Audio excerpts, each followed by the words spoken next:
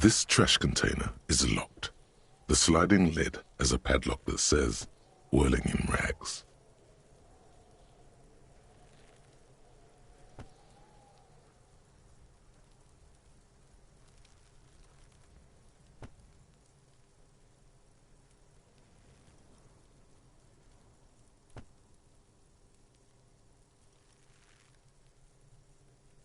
Well, it is a container.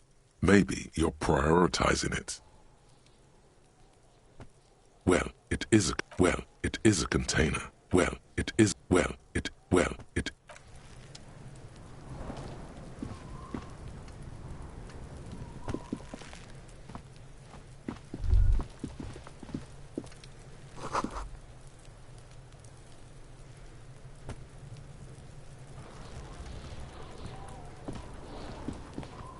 There are several footprints in the mud, left by work boots. Anywhere from 6 to 12 pairs have walked here.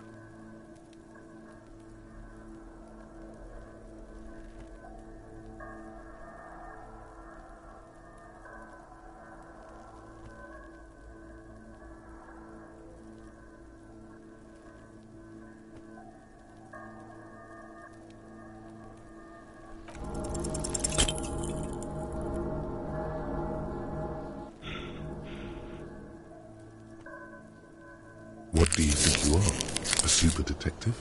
You're hungover. These are just dents in the mud. No pattern emerges for the time being.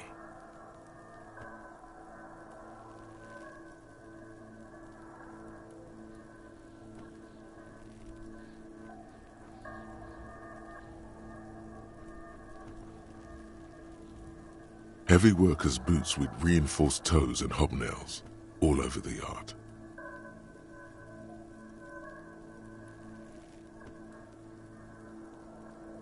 Isn't this something an industrial worker would wear? Noted.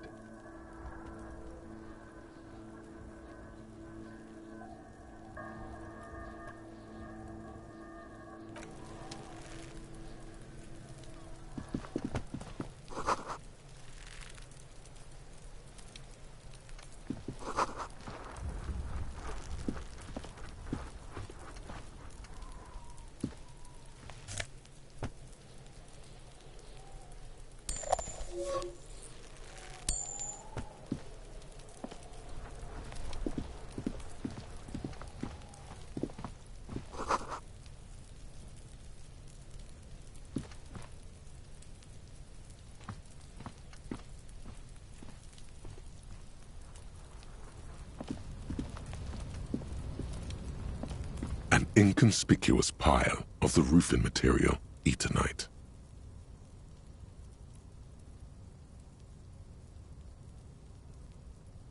It's nothing.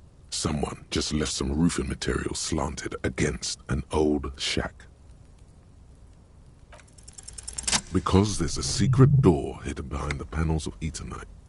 That's why they're too orderly. There it is. You see a shabby little door.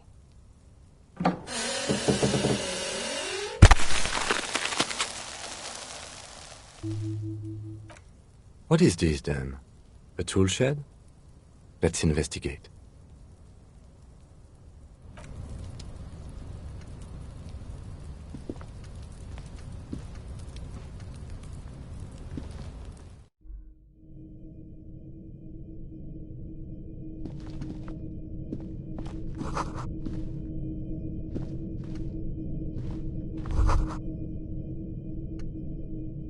Be still, my beating heart.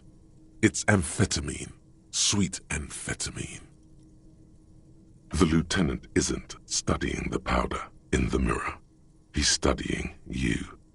There's a good, vague way to ask where he stands on drug use. Professionally, I mean.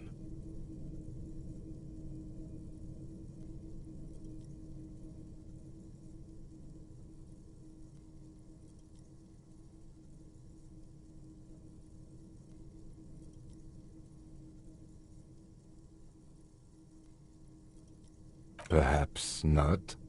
This is below our pay grade, detective. However, See that ladder there? It's probably another way into the industrial harbor, no? A secret path the local kids use.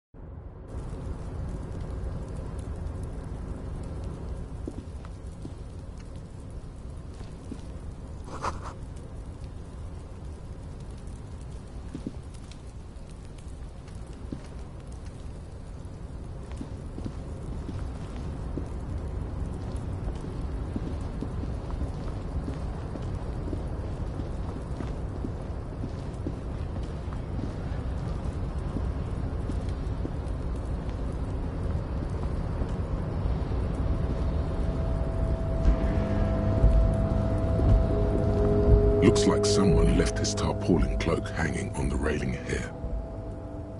When the wind ruffles the cloak, you can most definitely see a white rectangle on its back. Yes, it's probably yours.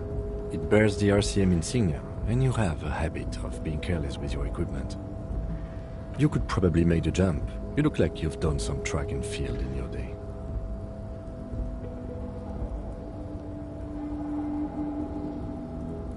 The wind is aggressive up here.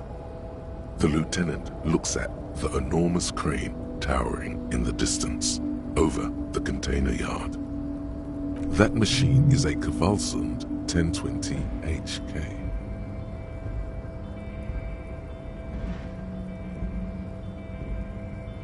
Is it? Kvalsund makes a lot of heavy equipment, but this is phenomenal, even for them. But I digress. We were focusing on your cloak here.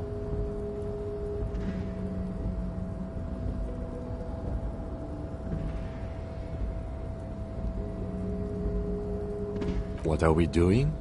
We're awfully close to breaking into the industrial harbor. They're bound to have information for us. I thought that was our intention. Or it could be that we are just exploring.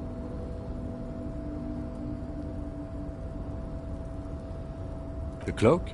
I do think it's yours, yes. As to whether you should go for it? Well, it doesn't seem too dangerous. 2-meter stops. Whenever you're ready to do it, I'll be right behind you. The cloak looks like a bag of goodies floating in the wind. Who knows what its pockets may hide?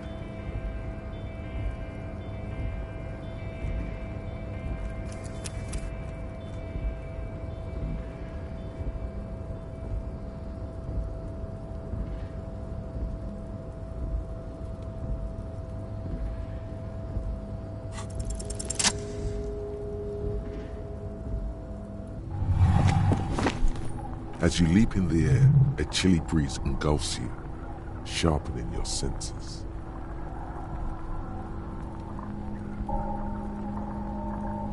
Ankles tingling from the tension, blood roaring in your ears.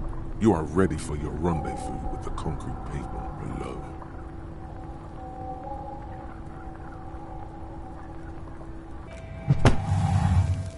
As the concrete floor welcomes you, you realize it's been a while since you felt so alive, alert, capable. Must be the adrenaline. I knew you could do it.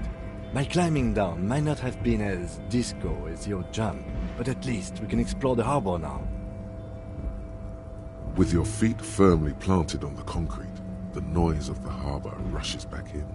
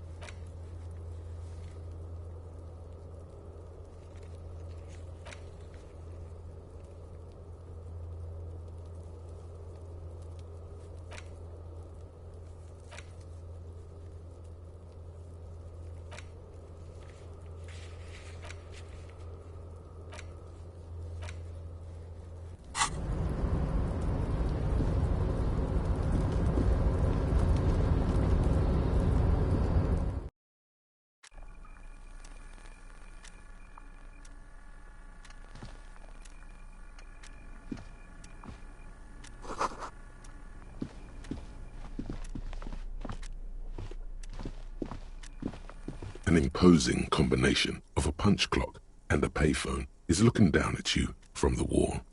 A note on the side says, "Tokens unavailable due to strike. Use change."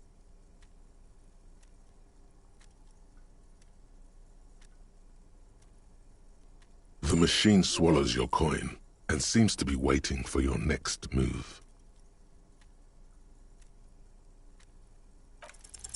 Your fingers run over the dial pad. 005. That's the dialing code for Revachol. 4952, and a moment of hesitation before entering the final numbers. 993. Calling. Calling. Still calling. Then. Video Revachol, 24-hour video rental. We rent 8 and 10mm film for home use. This is Lamy. How may I help you? The voice of a youngster on the other end sounds as enthusiastic as that of a man walking towards the gallows. Video Revachol is a 24-hour video rental. We rent 8 and 10mm film for home use. This is Lamy.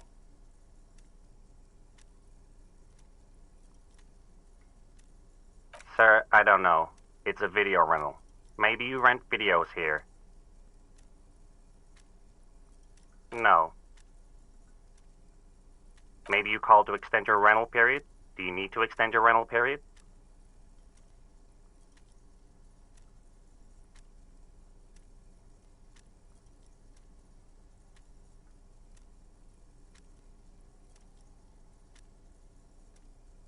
If you need any further assistance, you can visit us on the corner of Voyager and Main. I can't help you over the phone. Are we done? The call is terminated by the other party. You're left with the discomforting sound of the disconnect tone.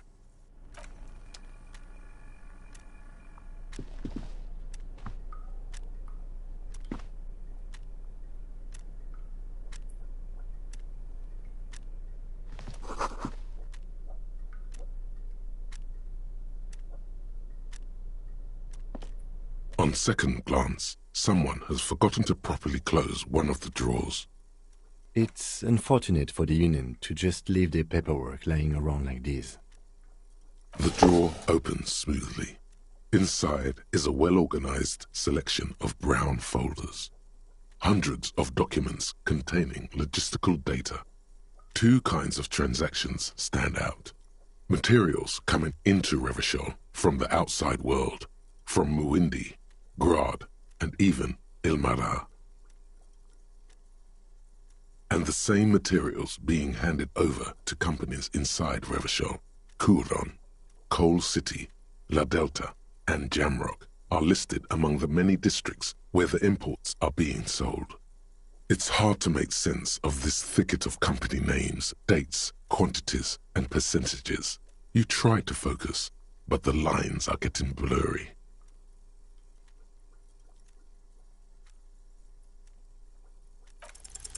Look how blurry all the lines on these papers are, how unwieldy your own willpower is to yourself.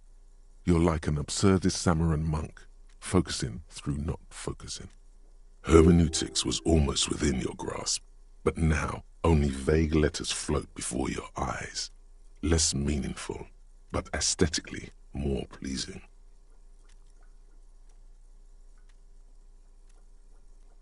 You are a police officer, not a spiritual healer. You can focus the normal way by turning your attention to something and not letting go. Is that what you're doing with those folders over there?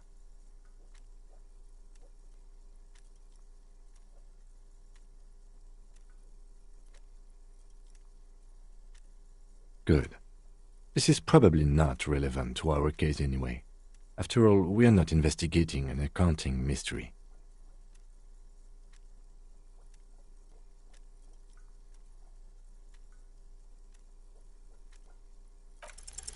Whatever's hidden here is hidden well. Concentration isn't enough. Only a trained accountant with a background in logistics would be able to really make sense of it. It appears to be a to-do list written in large, uneven capital letters. Remember, Leo, Everart's shoes, special whirling borscht, water Everart's plants, Sweep office floor. More banners. All items on the list have been crossed out and the note itself is crumpled. Everard Clare, probably. The head of the Debarders Union. One of his aides must have left it. Nothing incriminating here. The special borscht seems a bit odd in the list. Remember, Leo, Everard's shoes. Special whirling borscht. Water Everard's plants. Sweep office floor. More banners. All items on the list. The drawer slides shut smoothly.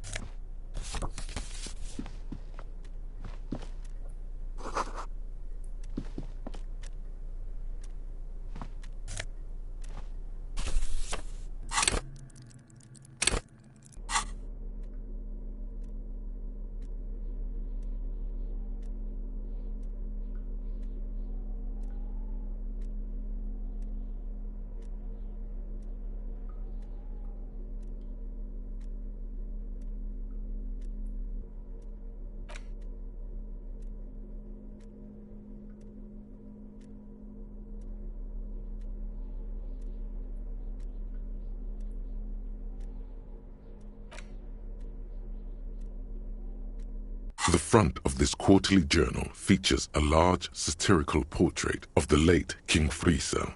From the sides of his head, a pair of white antlers spread to the corners of the cover. To your disappointment, there aren't any full-color pictures to direct your attention. After rifling the pages with your thumb several times, you return to the table of contents. The magazine is divided into several sections. International development, Kunst und Kultur, and local concerns. Just inside the cover, there's also an editor's note.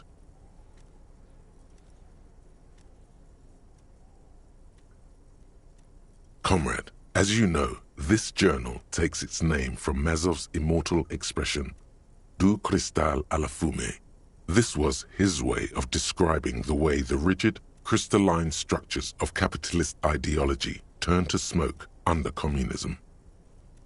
But, like the structures of capitalist ideology, we too are at risk of going à la fumée, unlike many publications which are content to spoon-feed their readers reassuring drivel. La Fumée is committed to telling the radical truth, even when that truth may drive away potential subscribers. Only 4 issues in, and it sounds like they've already alienated their readership. So please, if you value our radical Mazovian perspective on contemporary politics, culture, and international affairs, please consider subscribing today. Yours in struggle, the editors. What do you expect? It was laying around the office of the Debarders Union. They're probably bankrolling the thing. You flip back to the front of the magazine. The table of contents unfolds before you. This section includes a long, tedious critique of the latest round of free trade negotiations between the EPIS nations and the Free State of Semenine.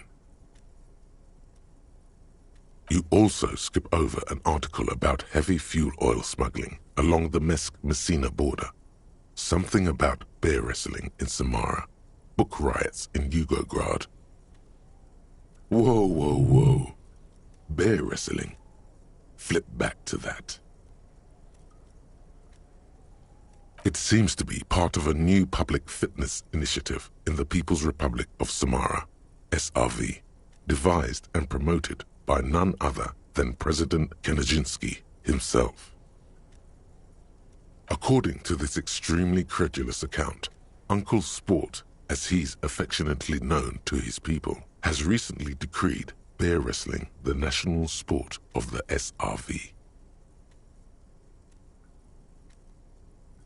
Based on the description in this article, he appears to be an extremely competent and democratically elected president. Sapormat Sport Kanazinski is well into his third decade as president of the SRV. Outside Samara, he's known for three things: brutal repression of internal dissent, monumental corruption, and a near-pathological obsession with physical fitness. It's quite straightforward. A standard match features one man, or in some cases woman, against one bear. Two competitors, one ring, 5 rounds, or until incapacitation. According to the SRV's Ministry of Information, the program has been a tremendous success. Public support stands at 87%, and youth obesity and alcoholism rates are down 12% and 7% respectively. This is the SRV we're talking about. If you think those are the real numbers, there's probably a guy who wants to sell you a bridge in La Chute. Precisely. For too long, drink has been a scourge to the working class, and President Kanazinski is deeply committed to supplying the people with more wholesome entertainments. The Samaran People's Republic? No, I should expect not. Why do you ask? They're quite the spectacle, as I understand. I've heard they make the people in the front rows wear plastic sheets. On account of the blood, you see. You flip back to the front of the magazine. The table of contents unfolds before you. It takes a moment, but gradually it dawns on you that Kunst und Kultur must mean arts and culture. Why they decided to title this one section in Valda is beyond you. As you leaf through this section, you come across several reviews of recent radio plays, as well as a brief artist spotlight featuring a local artist identified only as CS. The main feature, though, is a long essay titled Tip Top Tournée, a critical Mazovian perspective. The Tip Top Tournée is an inter-isolari racing series, mostly known for its high speeds, ludicrous sponsorship deals, and high death toll. In Revachol, it's held quadrennially on the prestigious Zero Carousel racing circuit. This so-called artist spotlight is really just a brief Q&A, made all the briefer by the subject's evident hostility to her interviewer. You think you're settling in for a relaxing recap of the most recent season, maybe sprinkled with some nice anecdotes about a few of the more colorful drivers.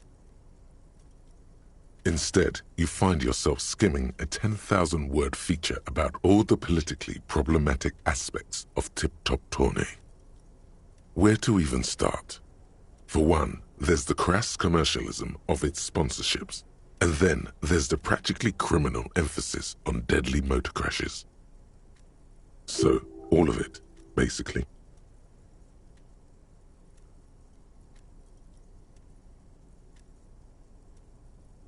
Oddly enough, this article has 2 bylines: Nasteb Encolada Bernal and Exilus Buka. There's no way those are real names. Have you ever met anyone named Exilus? Come on, they're plainly pseudonyms.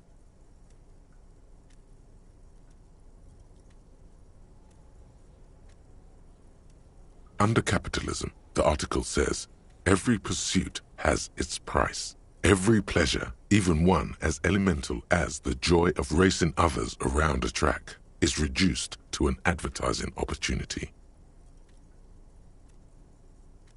Thus, the so-called tournée becomes a competition between increasingly meaningless brand signifiers, your discount laundry detergent racing against a pack of Astra cigarettes, or even a fritta. And that precisely is what's problematic about it. Were it not for the promise of random, spectacular violence, audiences would quickly lose interest. At the end of the day, it's the destruction of these 750,000 real races that you're really watching for. Sure, you think that, but subconsciously, it's the visions of brand names being engulfed in flames that you crave. That's because you haven't been reading critically. But don't worry. The whole point of these sorts of articles is to let someone else read critically for you. Ah, come on. Can this article read your mind?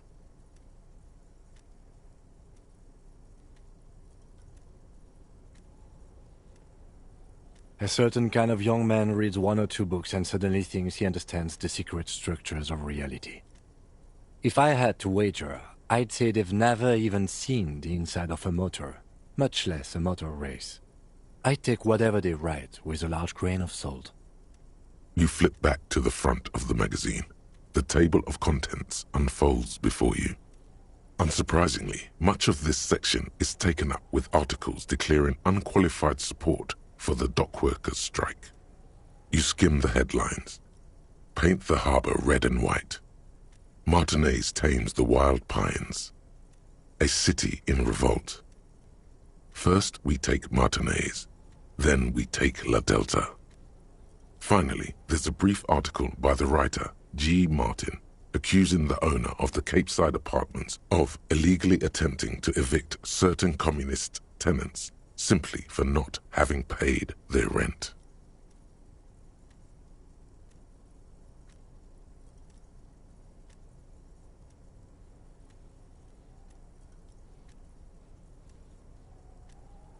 According to these editorials, there can be no accommodation with the forces of international capital or their mucilaginous allies in the coalition. You flip back to the front of the magazine. The table of contents unfolds before you.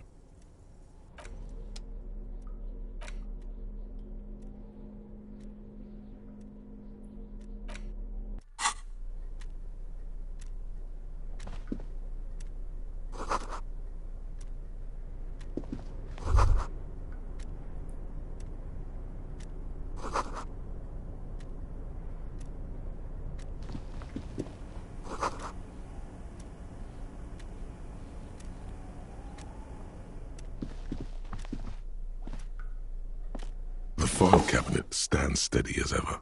Sliding out, a drawer presents you the folders you already went through. On top of them is the handwritten note. Remember, Leo, all items on the list, hundreds of and the same materials you already went through the drawers.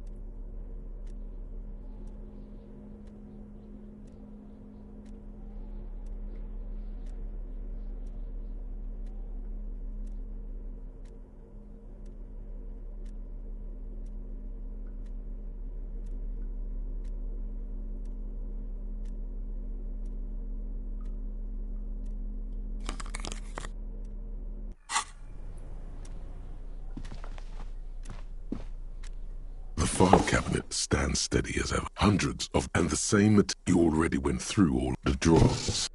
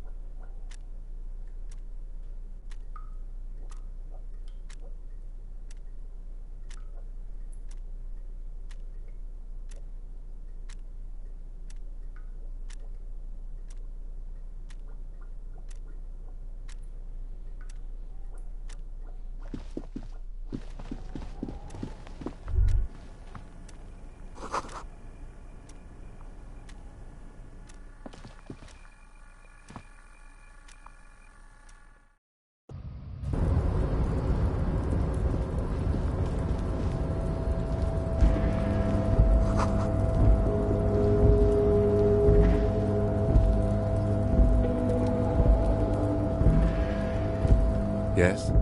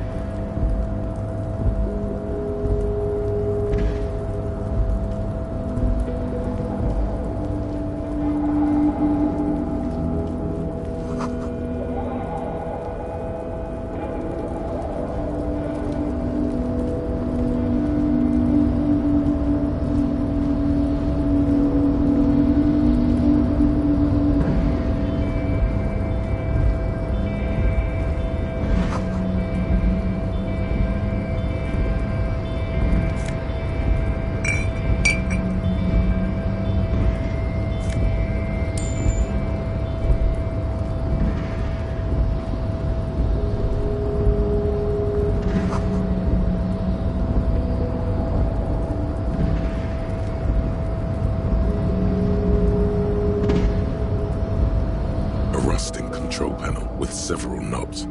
2 buttons marked Marsh and Arrête are faded with use. It seems to control the large crane above. A container is attached to its hook block. Marsh. On. Arrête. Off. With a loud grind, the crane shifts overhead, moving a massive metal container through the air.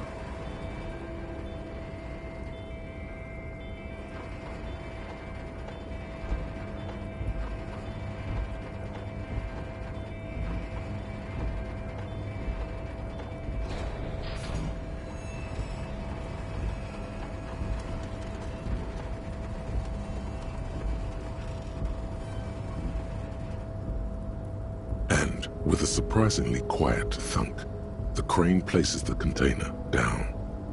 The harbor sleeps as the strike rages in the distance. The crane can rest again, now that its purpose has been fulfilled. Moving this container, of course. For this purpose it was built. For this purpose it has acted, and now it will rest. I can't see how that was worth the wreckers, except for seeing the crane in action, which I admit was satisfying.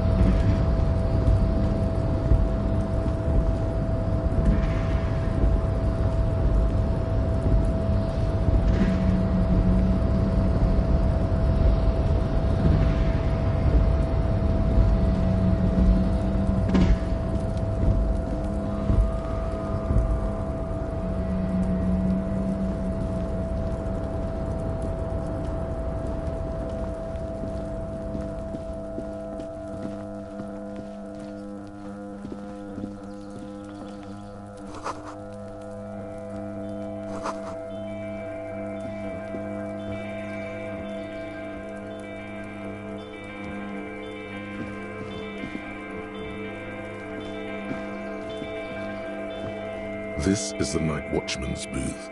The name on the door reads, René Arnaud. Listen, it's okay to take a few minutes to yourself. Sit down and have a breather. You need to rest. Your body is aching. Getting in here has taken something out of you. Have a seat. The chair is not as austere as the rest of the booth. A thin grey pillow is attached to the seat, secured to the stiles by black ribbons. Stale air floods through your nostrils. Not a single mote of dust floats inside your lungs, though. The inside of the booth is immaculate. The drawers are empty, save for old timesheets and receipts. One small box, however, does hold some cheap painkillers. They are slightly out of date. Oh boy, where to start? Elevated risk of dementia, mini-strokes, prophet's disease, sudden death, hair death, erectile malfunction, critical flatulence, watery blood, black mucus, uncontrollable weeping, Increased sensitivity to La Opera. Inoperable joint disorder. Total spinal collapse. Don't think about that. Quick, think about something else.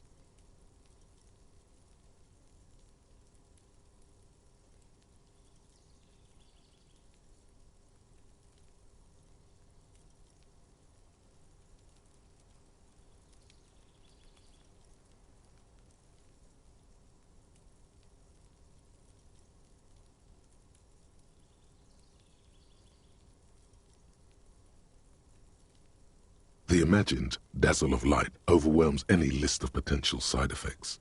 Any negative thoughts are drowned out by the fantastic blast of disco. I'm not here to tell you what to do, Detective. You take the painkillers. They are yours now.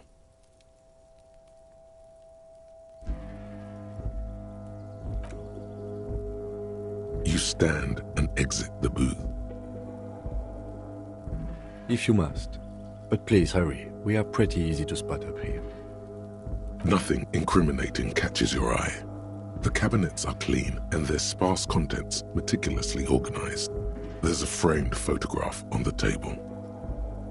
It's a black and white photo of a young couple out in a street fair. The man is young, dark-skinned, and dressed in a Royal Carabinieri uniform. The girl is smiling playfully at the camera.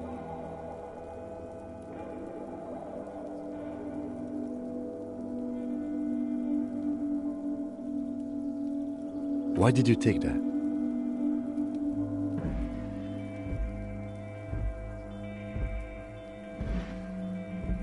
Fine, but let's move. I don't want to be seen snooping around here.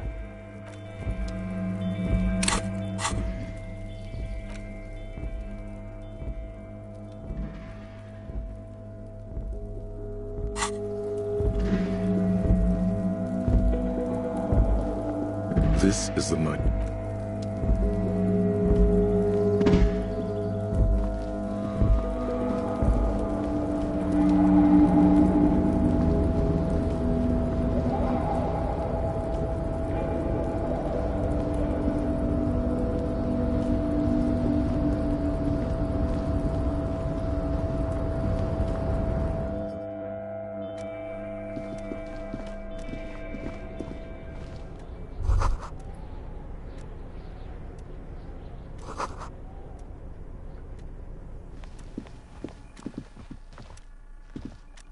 The payphone hangs mutely on the wall.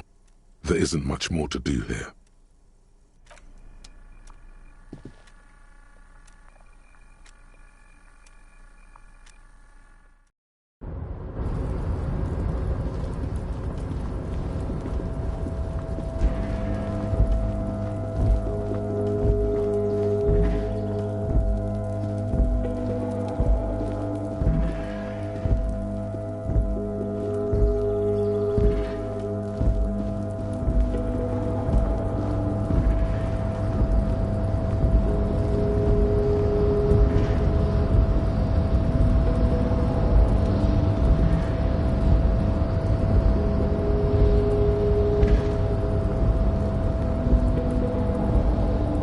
Before you stands a cargo container, just one of many in the yard. You do? Because I don't.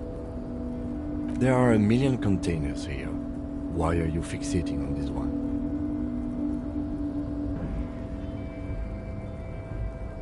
There may very well be, but we are not here to look for that. We are not here to interact with containers. We are here to talk to the Union, right? You attempt to turn the handle, to no avail. The doors seem to be mechanically locked. To your left, the lieutenant considers your actions with some puzzlement. No reply. The knock produces a hollow ring of metal. Doesn't sound like there's anything inside the container.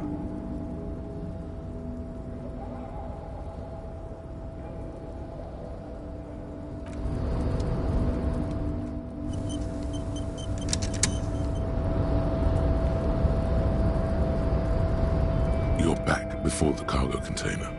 It's draw has not lessened since you were last here. If anything, it seems to have grown slightly. Why are you even trying to open a door with rhetoric? Because what wasn't an option? Now is not the time to get philosophical, detective. You can do that.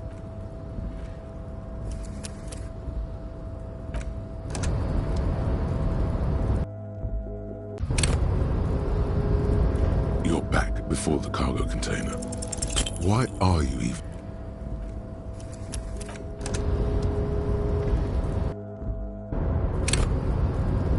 You're back before the cargo container. Why are you even...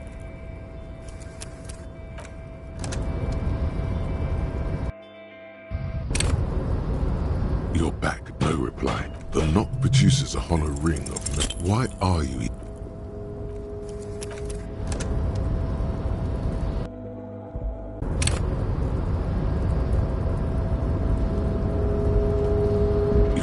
Before the cargo container.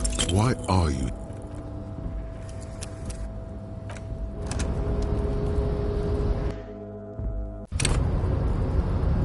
You're back before the cargo container. Why are you...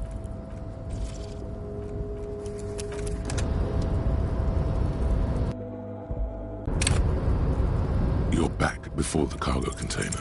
Why are you...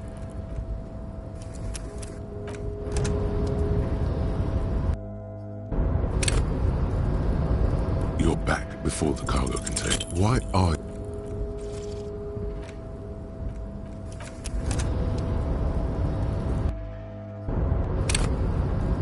You're back before the cargo container. Why are you... Because...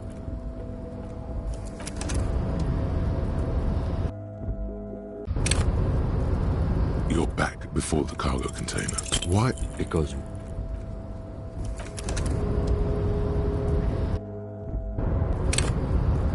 You're back before the cargo container. Why are... Because what?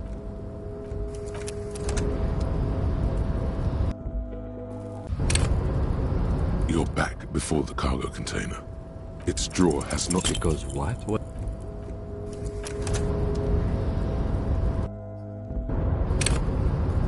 You're back before the cargo container. Now is not the time.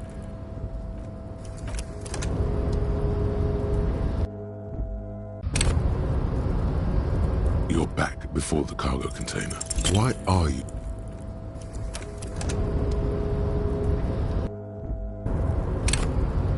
You're back before the cargo container. Because what?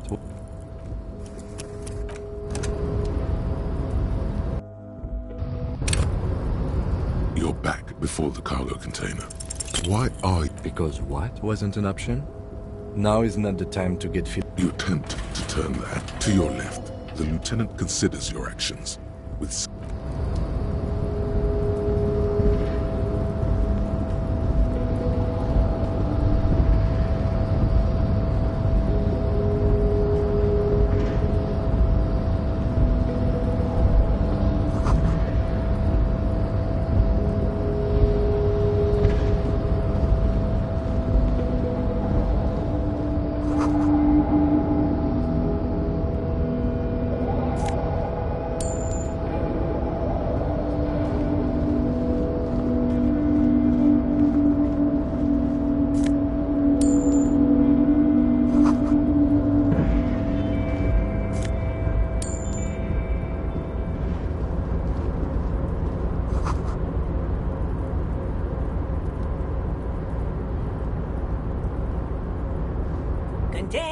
Container, I'll turn you nice and red. Container, put the logos on.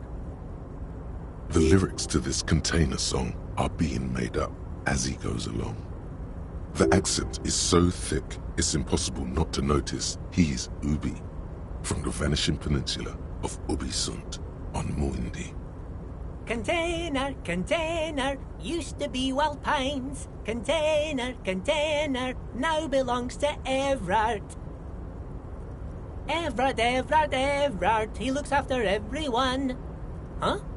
Well, hey there. How can I help you, mister? I see you are not a union man, mister. Did you get lost? You're not one of them scabs, are you?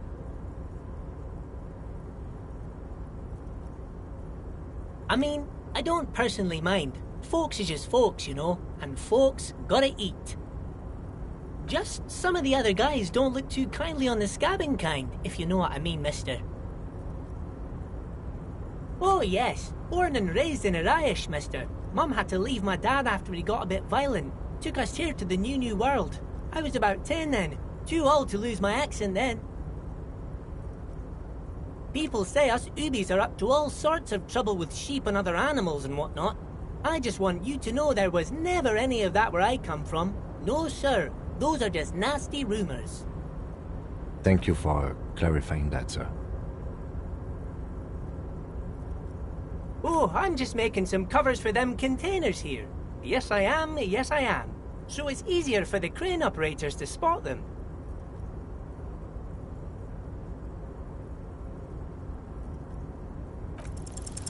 The containers in the yard are green in Wild Pine's livery, and the mountains rising behind Leo is all red in Union colors.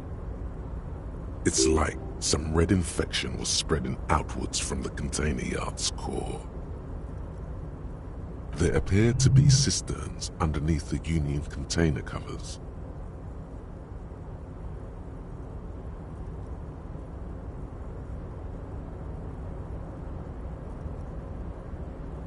Yes, they are hiding it from the inside. All the red containers have the Debarders Union logo on them. No, not really. Mr. Everett doesn't tell me all the big things. Says I go and tell them to everyone. Oh, I don't know, mister. They say it's some chemicals. Most of them have labels on them, I think. Oh, no trouble at all, mister. No trouble at all. Oh, most of the guys are down at the gates, keeping the scabs from coming in. We're on a strike. No strike? Ha! We haven't worked for 2 months now. So no one is working? Not everyone is down there, of course. Mr. Everard is in his office, where he always is. And Jean-Luc is guarding the gate. But Titus and his boys got into some drunken trouble and Everard sent them on a nice vacation. For a week or so.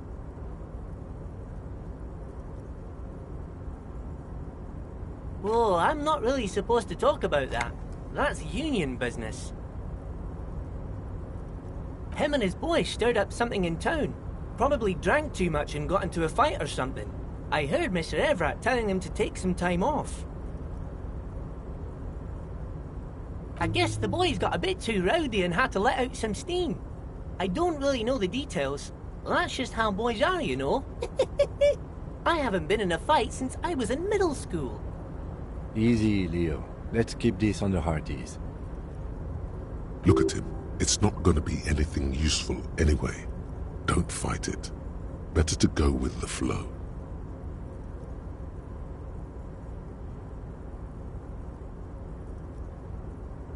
Too late. Leo's mouth is still moving, and the words are spewing forth. Words, words, and look, even more words.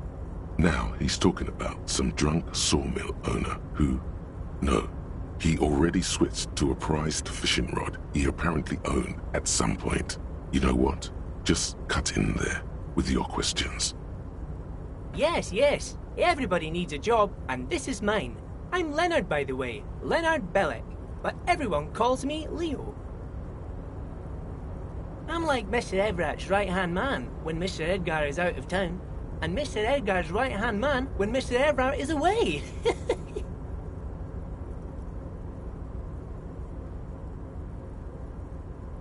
Actually, Miss Beaufort is the right-hand man, but she's a lady. Who is this, Miss Beaufort? A real pretty lady with a skin like those Douai Sucre candy bars my missus likes so much. Them are real nice to suckle on once the dinner is done and me and the missus sit down beside the radio. But I can't listen to the radio all the time. There's so much to do around here and I'm always busy keeping things running here. Yes I am, yes I am.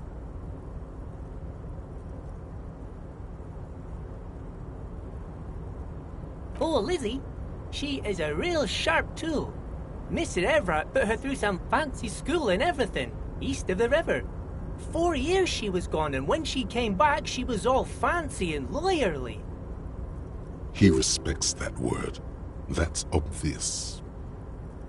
But she's a real nice girl. Grew up in this here neighborhood. Knows everybody and gets along with everyone. Real pillar of the community one day, I'm sure. If me missus and me was to have a child, I'd be real happy if she turned out like her. But she can't have kids. Dr. Lemaitre said so, and she knows about such things. Been a doctor for almost 50 years she has. So Everett trained a lawyer named Miss Beaufort. Interesting. Yes, this place really seems to run like clockwork. Keep it up, Leo. Well, thanks a lot. Coming from you, it means a lot, really. Sometimes I feel some of the guys don't really get how much I bust my ass for them here. But you guys are all right.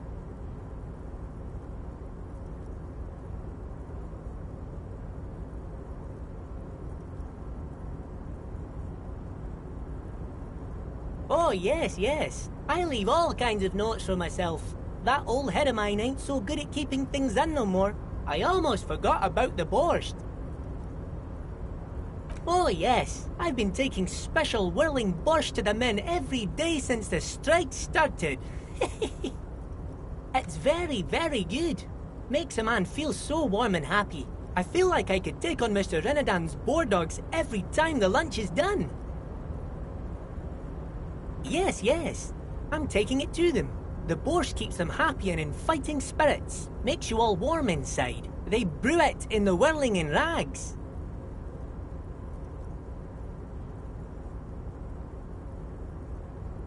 Oh, the whirling's cook.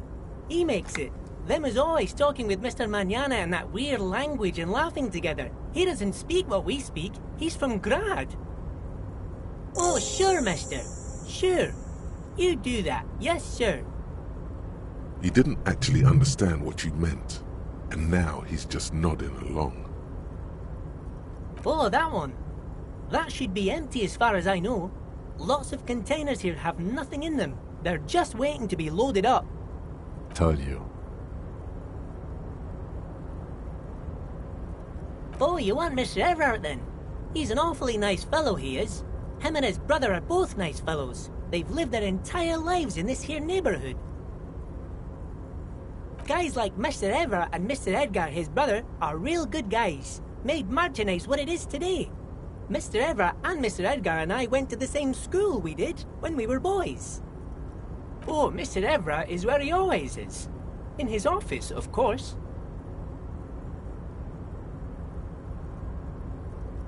Bye-bye now.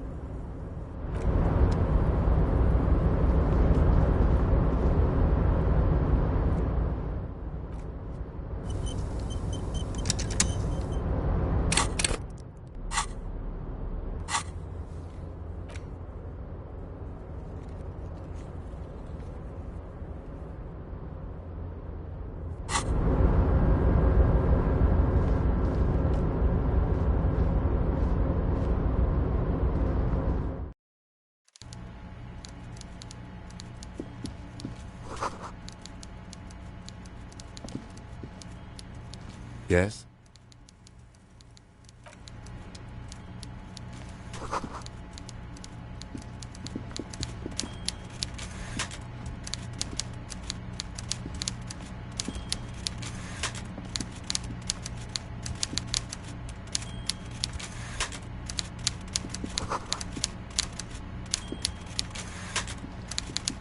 Before you is a walrus of a man seated behind a large desk.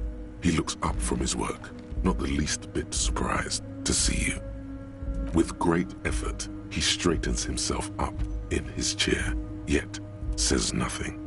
He's with a mixture of expectation and impatience, well bottled. Welcome, Mr. Dubois, Mr. Kitsuragi. It's good of you two to stop by. Please, have a seat.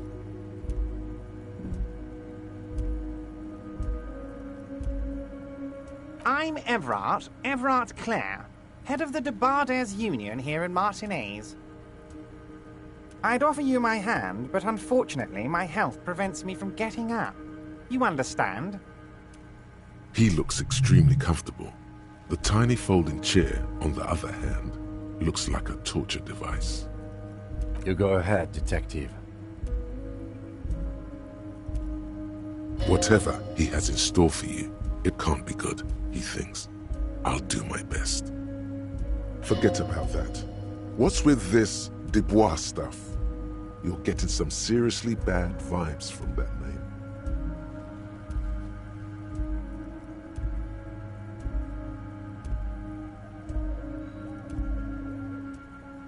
Please, Mr. Dubois, let us converse in a civilized manner, as equals. Take a seat. I insist. It's nothing. Yes, that's probably right. It's nothing. Forget about it. Filter it out. Excellent, Mr. Dubois. I can see that you're a reasonable man, and reasonable men can be of great use to one another. So tell me, how can the head of the Debarders Union help a representative of the Revachol Citizens Militia today? The chair you're sitting on has got to be the most uncomfortable chair in the world. It's violating your backside. Oh, by the way, I heard you got a rather rude reception from a certain Lawrence Gart.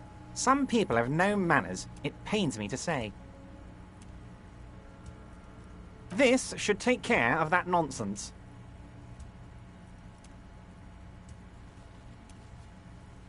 It should be sufficient to cover your expenses for a few days and patch over your differences with the cafeteria manager. Go ahead, take it. Wow, that's 25 real. That's good money. You need it.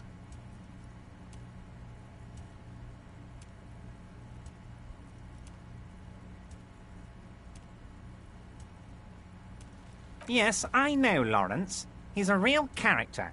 No union man in him. A real piece of work, that boy is. With a grin, he points to the checker game. It's like you're on a game show. At least don't thank him for it.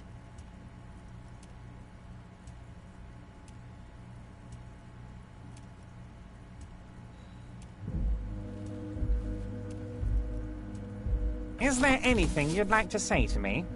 Or... don't mention it. But also don't forget it. I'm just kidding, of course. He's not.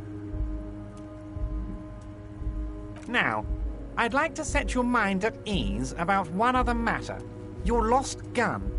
Let me assure you, Union people are on it as we speak. I've got my best hounds looking for that lost gun.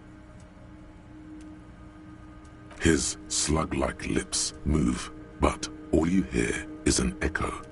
Lost gun, lost gun, lost gun. The world is swallowed by a black hole of fear. Only two words escape its gravitational pull. Lost and gun. Oh God, why didn't you think of this before? Cops have guns. Where's yours?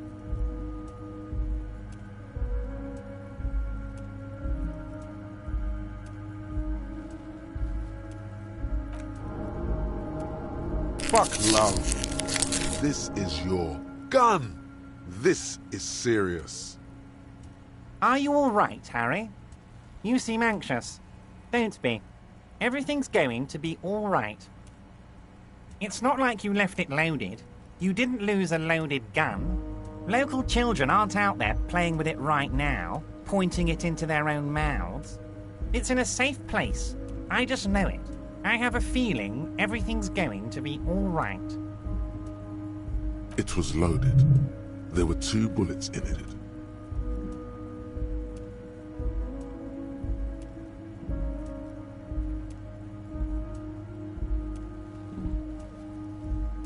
Officer, we will deal with this later.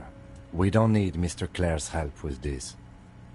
I wouldn't be so sure about that.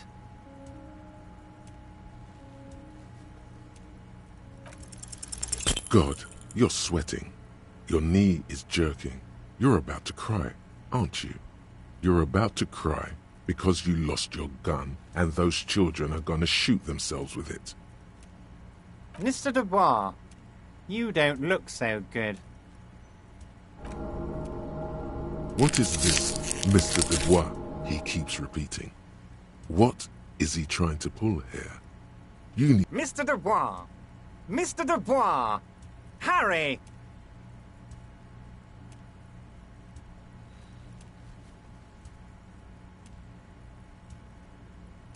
Mr. Dubois, are you okay?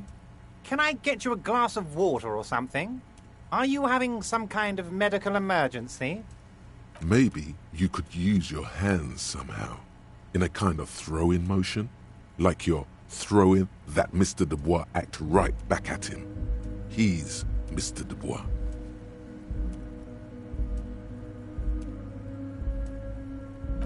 Don't be dramatic. I can see your condition isn't terminal. What an odd demonstration of... you got me, Harry. I don't even know what. As entertaining as it was, I'm afraid we're wasting our time. And I'm an extremely busy man, as I'm sure you are too. Okay, enough. We are here to ask you some questions pertaining to a murder investigation. Quick, here's your window. Get yourself together and ask him questions. Police officer questions.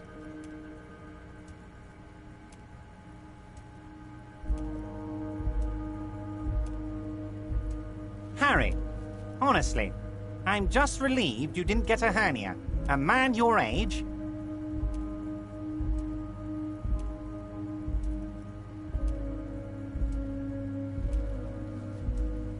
The big man peers at you over the rims of his glasses for a moment, then interlaces his fingers and rests his chin on his hands.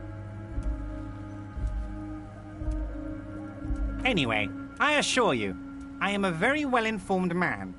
Information reaches me before I even get the chance to request it. Of course, let us dispatch with the formalities. You call me Everard, I call you Harry. My God, so it's true. I didn't want to believe it, but you are a fantastic science fiction amnesiac cop, aren't you? What are the odds of that? I think the odds of that are very low. It might be a good idea to hide your confusion. I mean, see what his game is first. So good to hear that, Harry. Apparently my sources were wrong. However, if you did have a spot of memory trouble, I could help you out. With my big fat folder. Words flow like a river of honey from his lips. I guess word has already reached him. No matter. No harm done. It's just a brown folder. You can't make out what's written on it. Are you trying to tell me you've gotten hold of some of our documents? Mr. Kitsuragi, would you mind? Me and Harry are talking about his lost identity right now. Don't just jump to the folder. That's not smart. Shows you're on the edge. Do some probing first.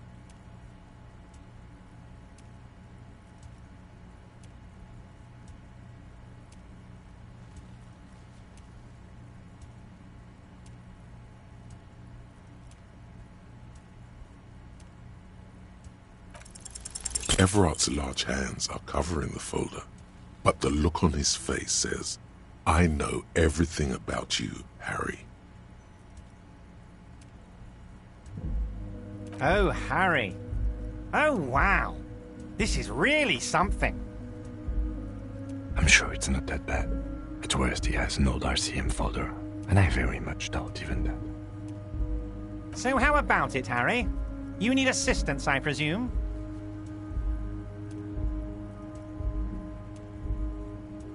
Ah, this? My friends in your organization gave it to me, Harry. This translates into Haha, you guys are so corrupt. I find that very suspicious. May I have a look? I'm afraid this is meant for Union eyes only, Mr. Kitsuragi. I'm sure you understand. Please continue, Harry. It's Harry. Harry Dubois.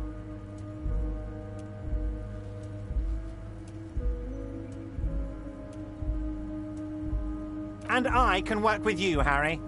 Now, what else can I do for you? But of course, Harry. Your precinct is the 41st and you live in Jamrock. You're a Jamrock boy. A long way from home, but that's okay. He doesn't really seem to know any more about it. Family? Harry, you're not a family man. There's not one peep of family in here. Unless you think you're a family man. Do you strike yourself as a family man, Harry? Well, yes. I'm sure you're going to make one little boy or a girl very happy and proud one day, Harry. Well, Harry, if I were to sum you up in one word, it would be apologetic. Well, you sure come off as very confident in all our interactions, Harry. You're a real man's man. He's probably just making a guess based on your recent activity in Martinez. Of course, Harry, of course. Let's not linger on personal details and amnesia. You wanted something from me. Let's hear it, Harry. Of course, Harry, of course. Yes, your lost gun. My best men are on it. They're turning every stone, searching every playground, asking kids, grandmas, everyone. Your gun will be found, Harry. Let me assure you of that. It's just a matter of time and effort. The only way to find it seems to be working with him. He might even be holding your gun hostage.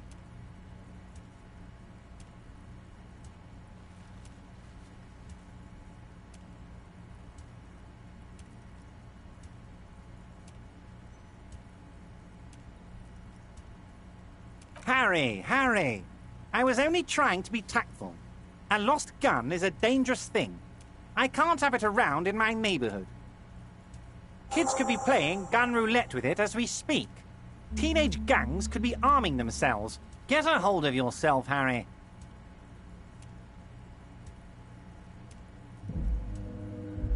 I assure you we are working on locating the missing sidearm as well. Excellent, Mr. Kitsuragi. That's excellent news. Looks like we have a friendly gun-finding competition on our hands. Oh, of course. That's your main thing here. That's why you're in Martinez. I know everything that goes on around here, and I would love to help, like I'm helping you with your lost gun. I mean, it's no secret that the lynching is connected to the strike. So much to talk about. Honestly, it's been weighing on me so heavily. I understand you need to interview me.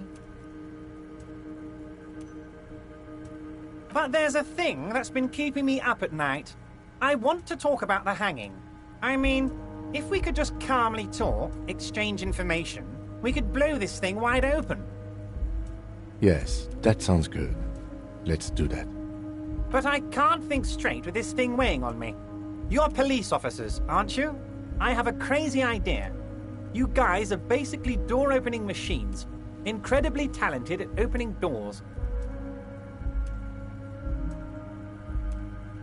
I'm not sure I understand. If you're asking us to break down someone's door, it's not going to happen. Come now. I just need you to go open a little door for me and leave it unlocked. A simple thing. Absolutely nothing shady about it. An excellent opportunity presents itself, sire. You could win the trust of the arch-liar, pretend to play into his hand. Then, should you wish, bend his efforts towards your own.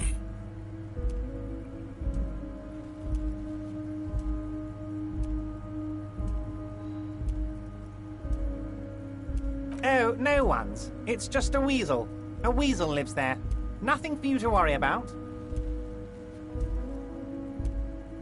Harry, I'm a very busy man, and more importantly, I don't have that extraordinary physique you do.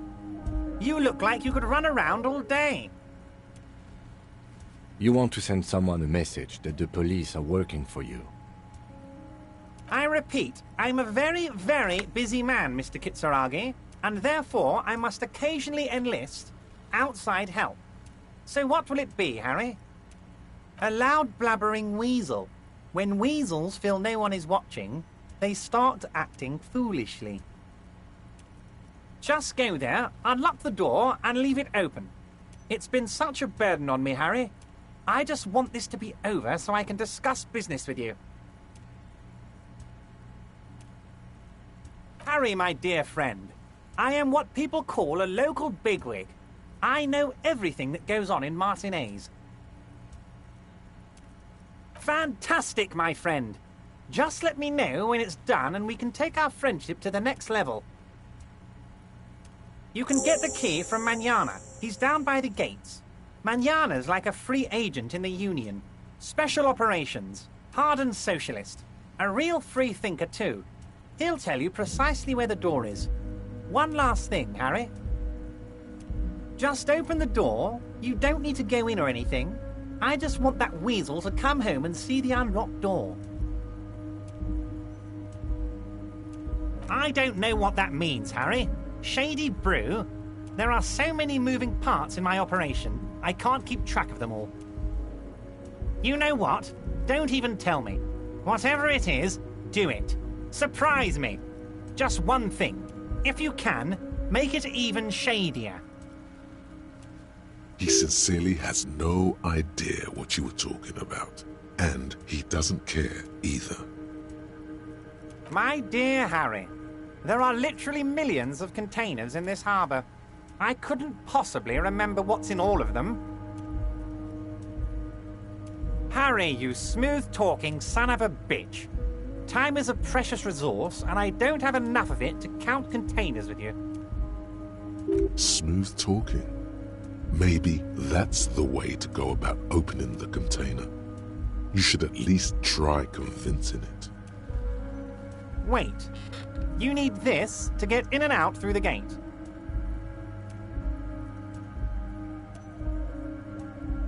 Here, you're one of us now. A real red and white Union man. Take care, Harry.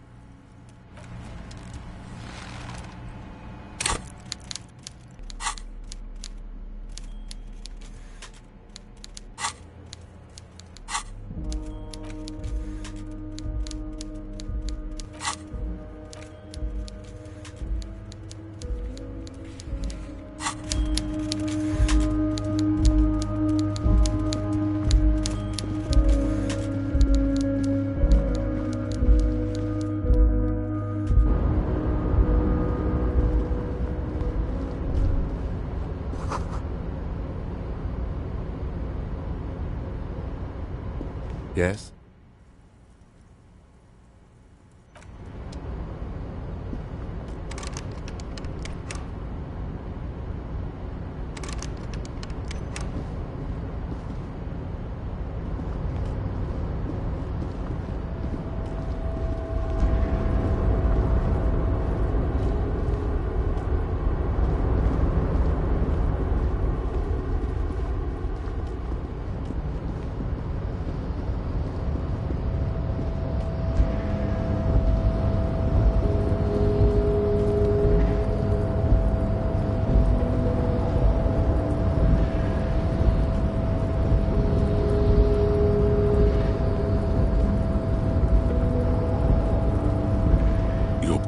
For the cargo container. Its drawer has not lessened since you were last here. If anything, it seems to have grown. You attempt to turn to your left. The lieutenant...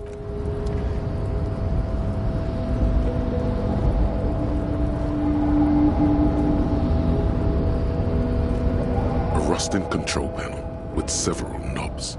The words, Marsh. The crane does not return to its original position.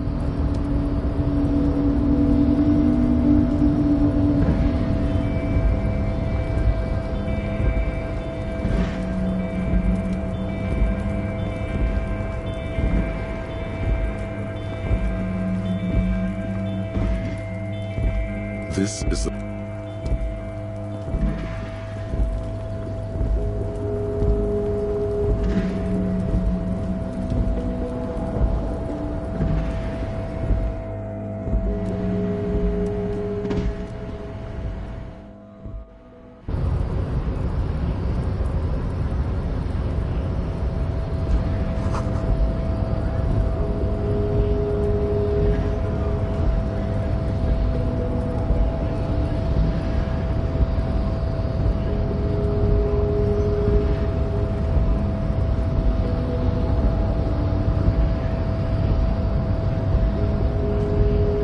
Body betrays your degeneracy. Yeah, Measurehead. His body totally betrays his degeneracy.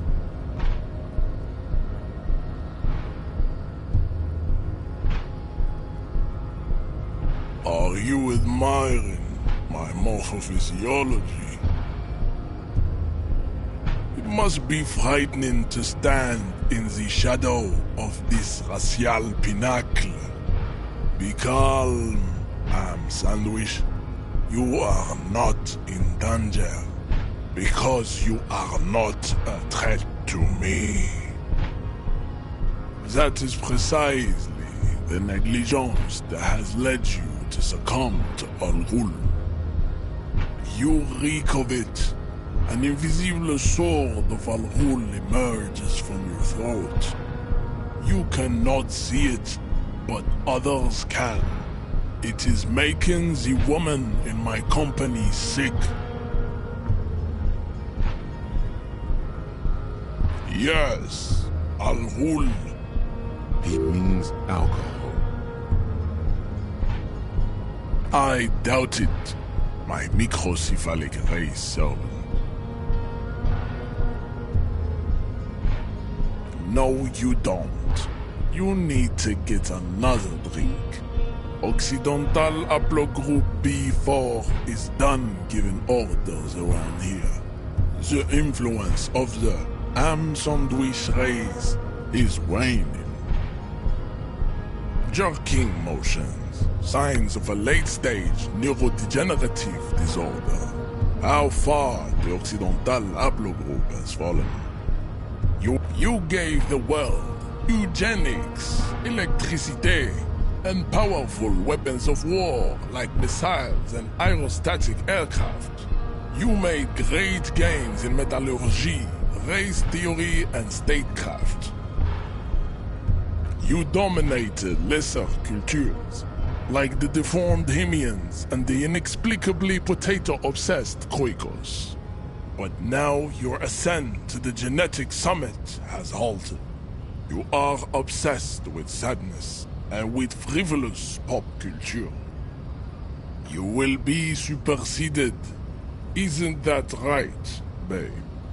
It is, baby, yeah. You know it.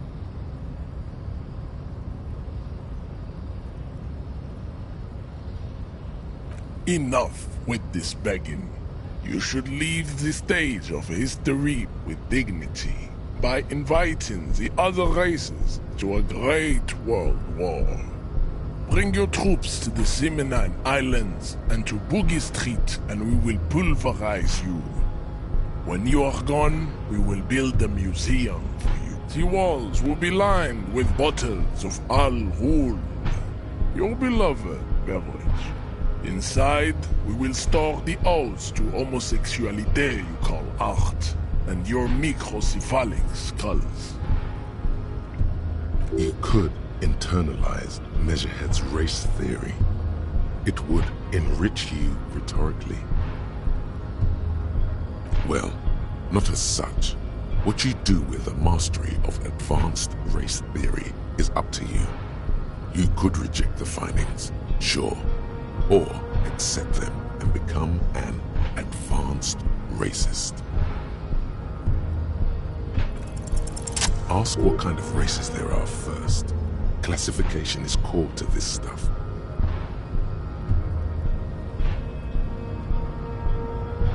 Do you?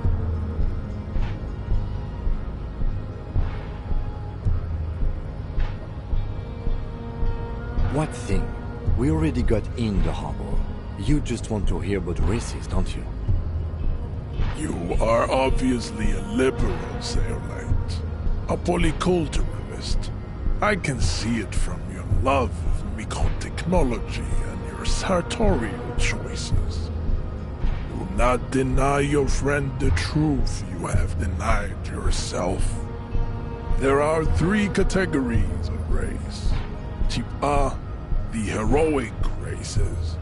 Type B, the servile races. And the vile CF race cauldron of pederasty. Which one do you need education on? Those are the Simonese, the Areopagite, and the Occidentals, excluding the Maun, of course. The Maun are riddled with eczema to the point where they find it impossible to smile. They are all lactose intolerant, a common result of inbreeding.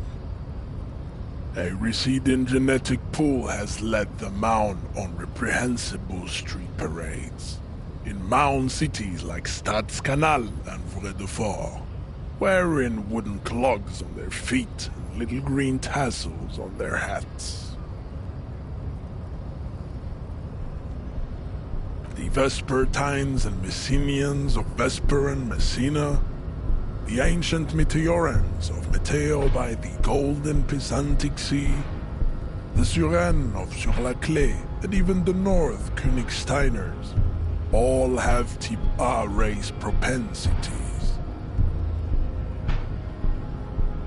The other large Mondial civilization, the Mesk, are too yellow and oleaginous to count as a heroic race. True, they are violent and expansionist, but they have a glandular problem.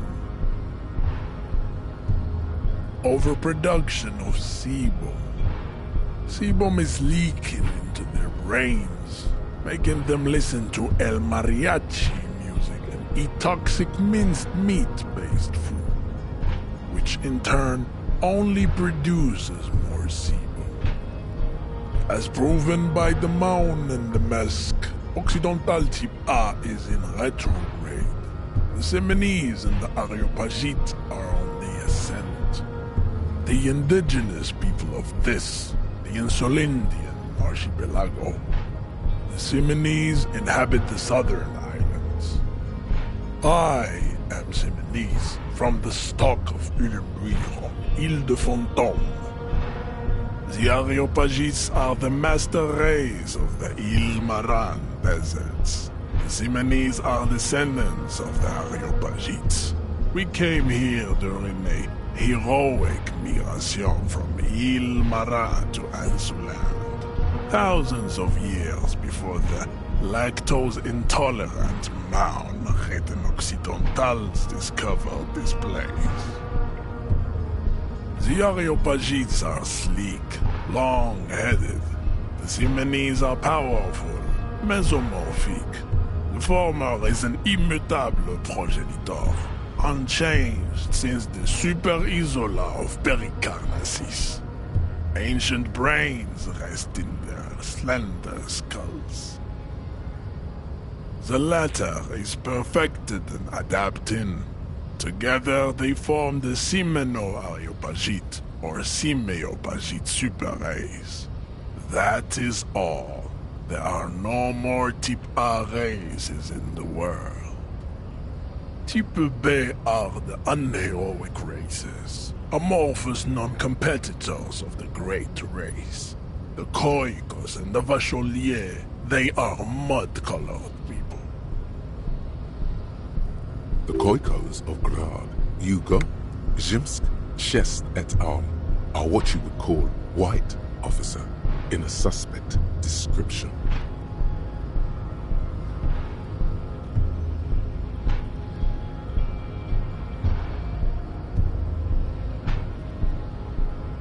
Yes, to an untrained eye, the Khoiko appear white and pinkish, like a ham sandwich. But look into their eyes and you will see. They are of an indistinct color, and so is their skin. Unhealthy, muddy and ashen. Pinkness is a racial quality that has to be earned through centuries of advanced ballistic warfare and cultural domination that the Grad people have undergone for drinking alcohol and smoking the degenerate tobacco, and for eating potato. The Khoikhoi, the countless micronationalities of Grad, are all inexplicably obsessed with potat. The only thing they like more is dividing into microscopic ethnostates, like political amoeba. Wouldn't he be one for ethnostates?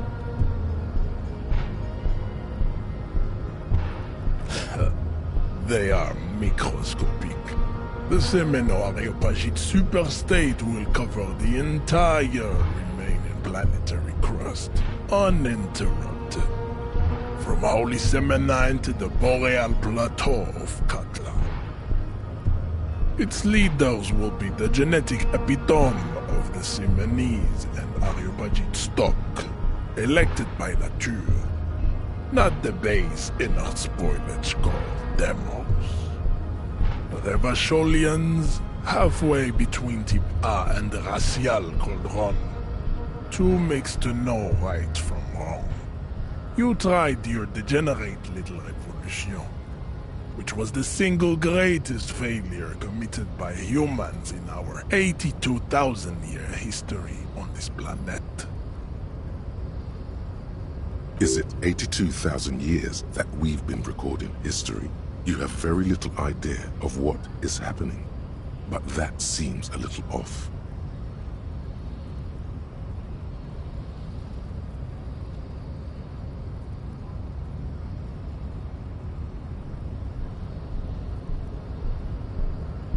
The revolution came to Ravachol from Grad, in Zarath-ridden potato carts. It is literally an illness. A prion disease that leaves the parietal and frontal lobe ridden with holes. A soft, sponge-like mass of dementia, hallucination, and paranoia. The revolution is fatal familial insomnia. A hereditary prion condition passed from the Khoikhoi to the Occidentals. But not sexually. Probably through trade roots and potate acid, the prime component of the potato plant. Enough of type mediocrity. Types CF are a museum of failed chimeric experiments and tragic maladaptations. They are tortured creatures waiting to be put to sleep. Your morbid interest in them worries me. Lesser races like the mosquito, a grotesque mixture of a masked woman and a Semenese man. Only possible if the mother is masked and the father Semenese. The other way around, they fail to produce offspring. The mosquito is born sterile, like a donkey. All they have left is to ride customized motor carriages with hydraulic suspension, listening to aggressive El Mariachi music to vent their impotent despair. It seems unlikely that two human beings produce genetically sterile offspring.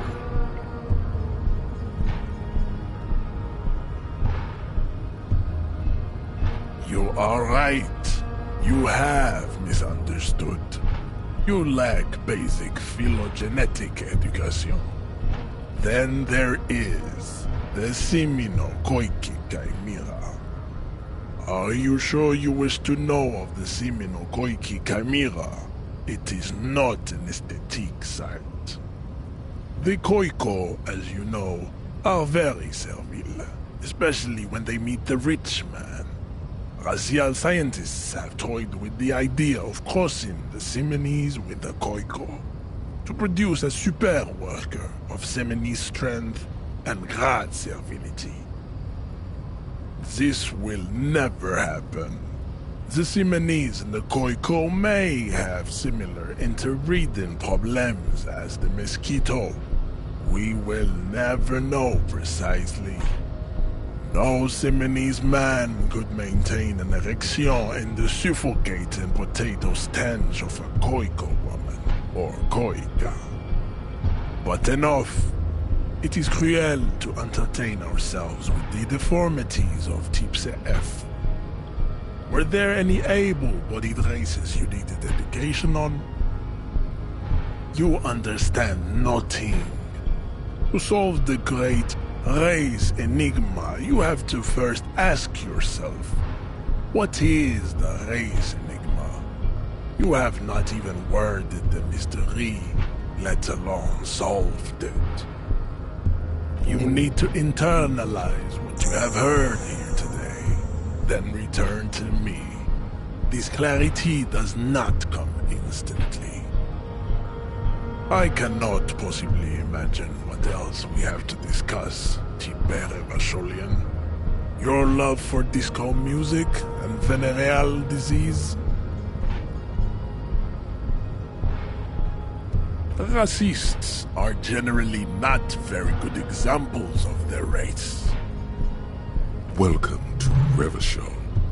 You hear him yell at a redhead woman visiting the fritter nearby. He must think redheads are immigrants. I am not like them. I am craniometric perfection. I have taken the trouble to permanently draw a phrenologic grid on my skull and features. This should dispel any doubt. The drawings are precise and look true to their pseudo-scientific ambitions. One thing, however, it is not entirely free of throwbacks in the phylogenetic tree. His large jaw, for example, could be a trait indicative of criminalism. Also, his earlobes could be small. That atavistic stigmata makes pussy say yes, plenty. Babe, thanks. But I got this. Don't be vulgar. White or not has got little to do with this. The race enigma runs much deeper than that. Mr. Clare is a man of vision and means. He has the will to confront International Capital, which is something your race naivistic communists never did. Also, to serve is noble. It takes discipline. Your petulant individualism has only contributed to your race failure. It is lax and moronic. Jam. Individualism. You have gotten these ideas from degenerate youth culture, have you not? You have picked them up from rock and roll songs? Rock and roll is moribund. Only Khoikhoi listen to it anymore. There is no life left in it. My people abandoned it long ago.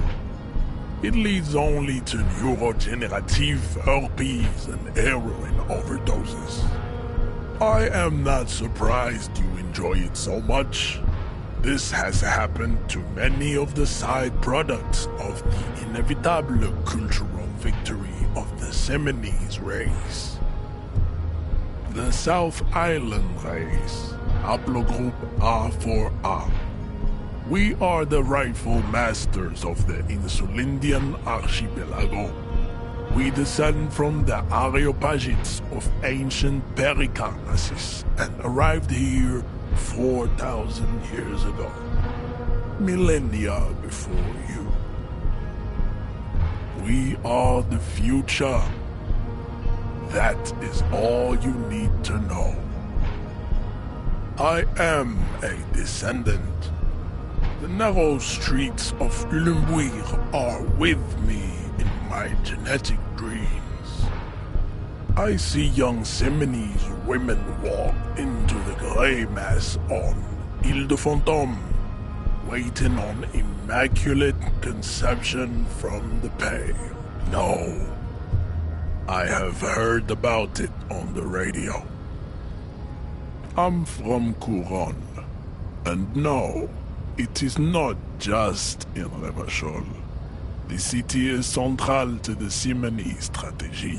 Spreading through its trade networks, our culture will dominate the world. You have heard enough about our phylogenetic secrets for today. You have extinction to come to terms with. Think upon it. I don't think anything about this. We are wasting our time having this conversation. Your pedomorphic friend is right. You should leave here with your tail between your legs, contemplating race extinction. I am an immovable obstacle.